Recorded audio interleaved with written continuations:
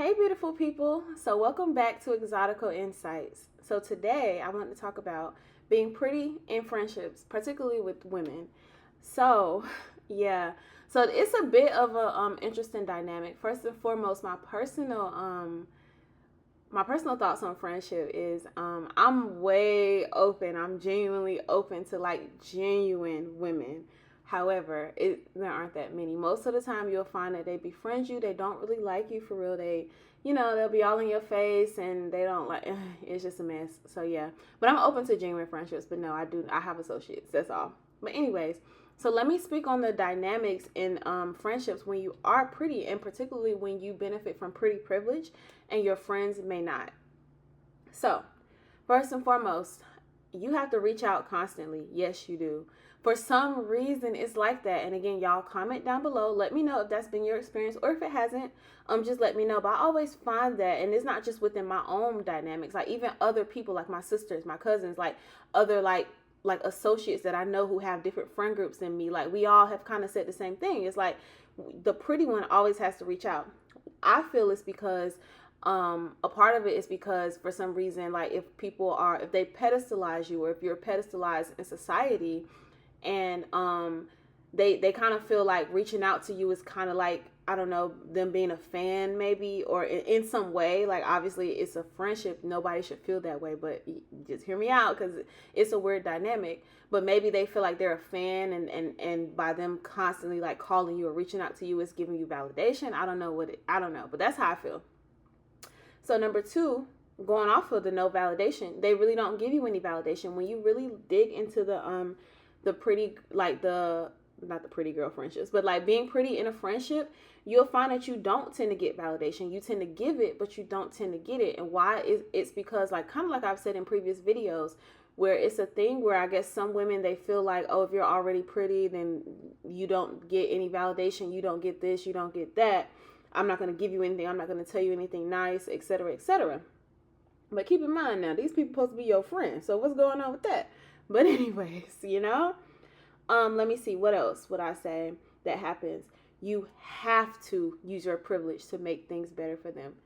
Let me repeat. You have to, according to them, use your privilege to make things better for them. So like for example, I'll use the club thing since people speak on that a lot. You have to use your pretty privilege to get them into a club. You have to, use your pretty privilege at the bar so that they can get a drink too. And if you don't, it is a huge problem and you're probably the worst person in the world at that point. But it's something about like, it's like you have to use your pretty privilege to make their lives better. It's like you're there as a footstool almost in a way. It's kind of like, oh, well, you're pretty. You already get this. You already get everything. So, you should give me self-esteem, give me confidence, which we know is called self-esteem. So it can only be built by your own self, but that's not how they see it a lot of times. And it's like you have to be the one to give. And going to my next point, give. Not just like going places, doing things, but I find that like you're always looked upon to do favors for everybody, make sure everybody's okay, etc. All of these things is like you're just constantly pouring out of a cup, and nobody cares to pour back into yours. So a lot of times in these friendships, like again, you're only around if you serve a purpose, if you get them things, if being with you they experience more privilege than they're used to having, then that's okay. But let's say you don't want to go somewhere, or you don't want to do something or a favor for them or something to that effect. Once again, like I said earlier, you're the worst person in the world. You're not treated like a human being. You're treated again like a footstool, like somebody who has to, like, I have to build you up. Like you're there to build them up, and that's it. That's all. People do not believe that you are going through something bad. Even if you tell them, even if you cry to them, even if they are literally right there when it happens, for some reason, if you look pretty, if you look good, then that means everything is good in your life. Even the people who are your friends, who you've confided in, I find that they just do not believe you. So it's like you don't get any empathy. You don't get any sympathy when it comes to, like, let's say, for example, like invisible illnesses, like you're depressed, anxiety, things of that nature, things you can't see, especially those things. It's like people will constantly just kind of gloss over, oh, you can't be that depressed. Oh, well, look at, you look pretty. You can't be that depressed. But anyways, back to me and my problems. That's what I've always found in friendships, being the pretty person being in unequally yoked friendships. That is. So, once again, you're accused of stealing a man or wanting to steal a man or things like that. I've been in a situation where I at the time I thought these were my friends. So I'm gonna use the word friend, but they're not. So I had a friend who she literally was dating married men. I had to tell her to stop. I told her, I sent her a long message and everything like that, and I wasn't rude about it and everything, and we talked about it. She ended up getting such an attitude with me. I handled it with grace and care, and I basically told her, like, you should value yourself more instead of trying to be somebody's, little piece of chicken on the side. Why can't you be the whole course and the meal and the dessert and all that? You know what I'm saying? Like, I really handled it very well, but she was very passive aggressive and rude to me. And do you know that, like, maybe a few months later, she had a guy coming around and we all were kind of hanging around, and she literally looked at me and said, "And don't try to take my man." First and foremost, ma'am, that is your character. That has never been my character and will never, ever be. Like, to me, that makes zero sense. It's like the equivalent of going to the grocery store, and instead of getting your groceries from the aisles where everything is unclaimed, you just go digging around in other people's shopping carts. It's weird to me. I would never in my life, I'm never in my life am I attracted to something that somebody else has. Like, if you already have a girlfriend, baby, that's perfectly fine. Okay. Like, I don't want that. Like, I don't want to be on the side. I don't want to be a side piece type person. Like, I'm not interested in just, doing that. And I've always carried myself as such, and I've always spoken, and to the point where I was even trying to speak that into her life so that she could stop moving that way. However, she accused me of stealing her man. I'm like, ma'am, that's your character.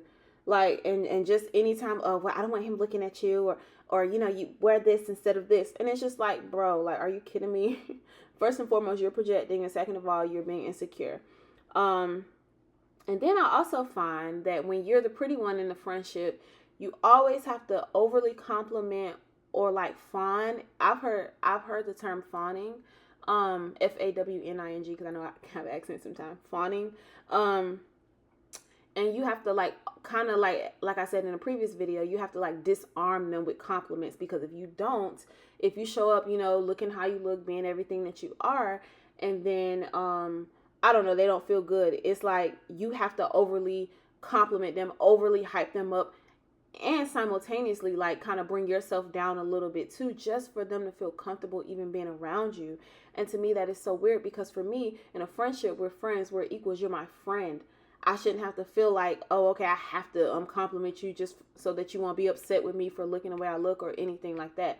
And I know to the average person, like, a lot of these things, like, you sound crazy. Like, if you've never experienced it, you sound crazy telling people, these girls hate me because I'm pretty. These girls mistreat me because I'm pretty. But really, this is really what happens. Like, this is really what happens. So this is just like my overview of like being pretty in friendships. I guess you can say like the dynamics of like being in a friendship where it's unequally yoked. Meaning, again, that like maybe you benefit from pretty privilege and your friends don't.